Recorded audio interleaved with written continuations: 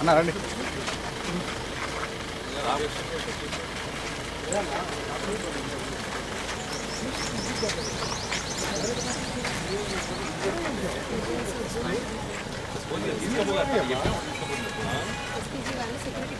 వీలొద్దులండి, వీలొద్దు.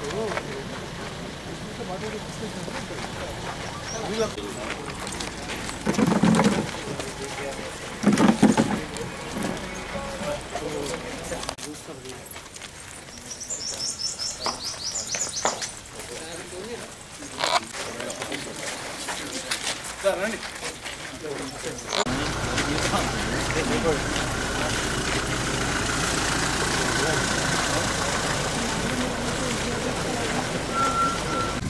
వారే ఉన్నారు, రామకృష్ణ మాట్లాడుతున్నారు. ఇది కూడా బాగా తక్కువ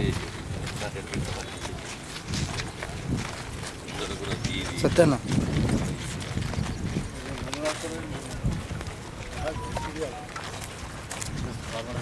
కలుగుతాం సార్ అడిగారు కాబట్టి.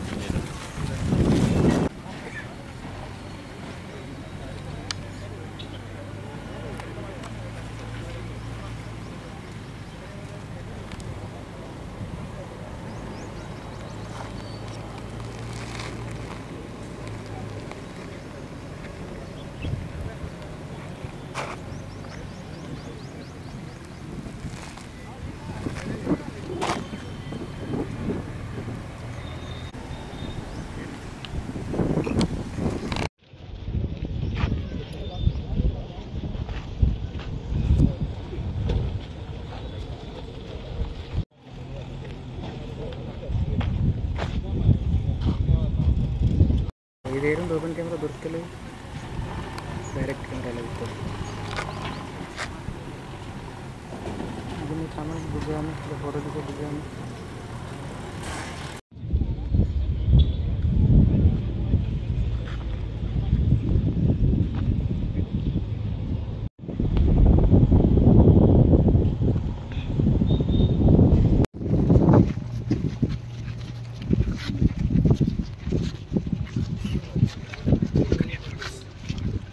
కెమెరా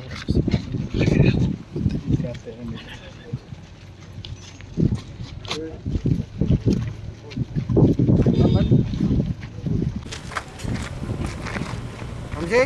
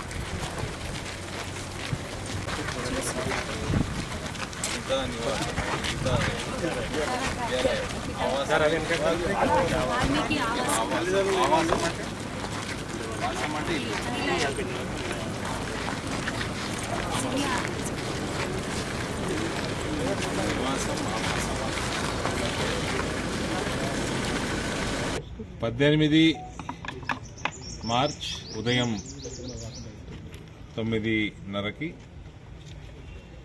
జగిత్యాల్ జిల్లా వాసులు, పార్లమెంటు ఇందూరు పార్లమెంటు ప్రజలందరికీ, కార్యకర్తలు, భారతీయ జనతా పార్టీ అందరికీ, పక్కన కరీంనగర్ పార్లమెంట్ నియోజకవర్గ కార్యకర్తలకి, మోదీ గారి అభిమానులకి, ఇటువైపు పెద్దపల్లి నుంచి అందరినీ కూడా ఆహ్వానిస్తూ ఉన్నాము. విజయ సంకల్ప సభ భారతీయ జనతా పార్టీ నిర్వహించే సభకి ముఖ్య అతిథిగా ధర్మరక్షకులు, నవభారత నిర్మాత, ప్రియతమ నాయకులు నరేంద్ర మోడీ గారు మొట్టమొదటిసారి జగిత్యాలకు రావడం జరుగుతూ ఉంది.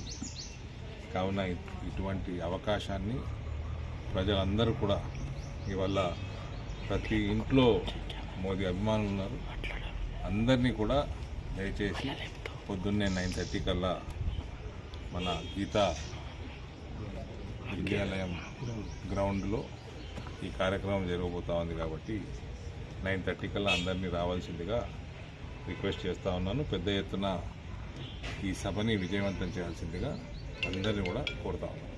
సభలో ఎవరెవరు పాల్గొంటారు? ప్రధానమంత్రి గారు ముఖ్య అతిథి, ఆయన మ్యాక్సిమం గంట సేపు ఉంటారు కాబట్టి సో ప్రముఖంగా ఆయనని చూడడానికి, ఆయన చెప్పేది వినడానికి రావాల్సిందిగా కోరుతా ఉన్నారు.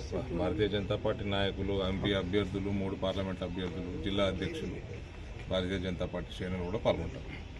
ఎన్నికలు కూడా కార్యక్రమం ఉంటుంది. ఇది పార్టీ కార్యక్రమం, ఇది ఎన్నికల కార్యక్రమం. ఇది కోడ్ని తొందరగా రమ్మంటున్నాం మేము కూడా.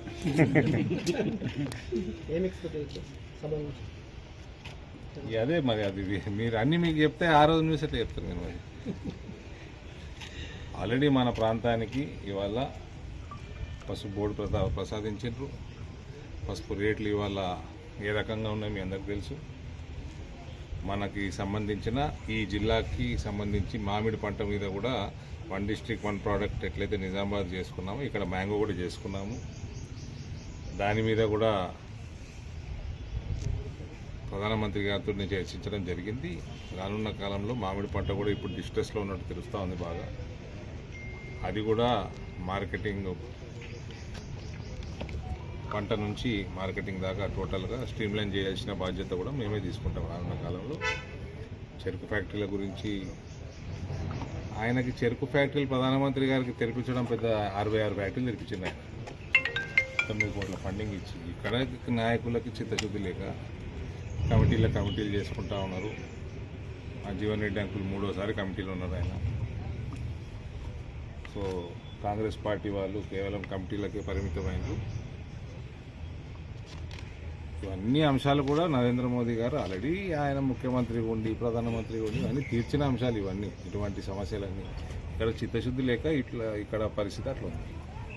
సో ఆయన ఏమేమి మాట్లాడతారు, జాతీయ ఎలక్షన్ ఇది, సిటిజన్షిప్ అమెండ్మెంట్ యాక్ట్ మనం ఇంప్లిమెంట్ చేసుకున్నాము, రానున్న కాలంలో ఎన్ఆర్సీ అవసరం ఈ దేశానికి, population control, uniform civil code అవసరమని అంబేద్కర్ రాజ్యాంగంలో పెట్టిండ్రు. ఇవన్నీ పెద్ద పెద్ద అంశాలు కూడా ఉంటాయి కాబట్టి, జాతీయ ఎలక్షన్ కాబట్టి ఆయన ఏం మాట్లాడతారు అన్నది మేము కూడా ఊహించలేము.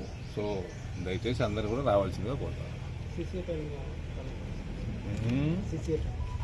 సిఏఏ పైన 1947లో పార్టీషన్ అయినప్పుడు ఇదే కాంగ్రెస్ పార్టీ, మా జీవన్ రెడ్డి అంకుల్ వాళ్ళ కాంగ్రెస్ పార్టీ పార్టీషన్లు అయినాక పాకిస్తాను, బంగ్లాదేశ్ అటువైపు బార్డర్కి అటువైపు ఉన్న వాళ్ళు హిందువుల్ని వాళ్ళు ఇక్కడికి వస్తే, రానున్న కాలంలో భారతదేశానికి వస్తే అక్కడ మత ప్రాతిపదికన ఎటువంటి ఇబ్బందులు కలిగినప్పుడు ఇటువైపు వస్తే వాళ్ళకి పౌరసత్వం ఇవ్వాలని వాళ్ళ పార్టీ చెప్పింది. కానీ వాళ్ళ పార్టీ ఓటు బ్యాంక్ రాజకీయాల కోసం హిందువులను విస్మరించింది. అటువంటి కోట్లాది ప్రజలు ఇవాళ భారతదేశంలో నివసిస్తున్నారు రెఫ్యూజీస్గా. వాళ్ళందరికీ పౌరసత్వం ఇస్తే ఇది ప్రతి భారతీయుడు గర్వించాల్సిన విషయం.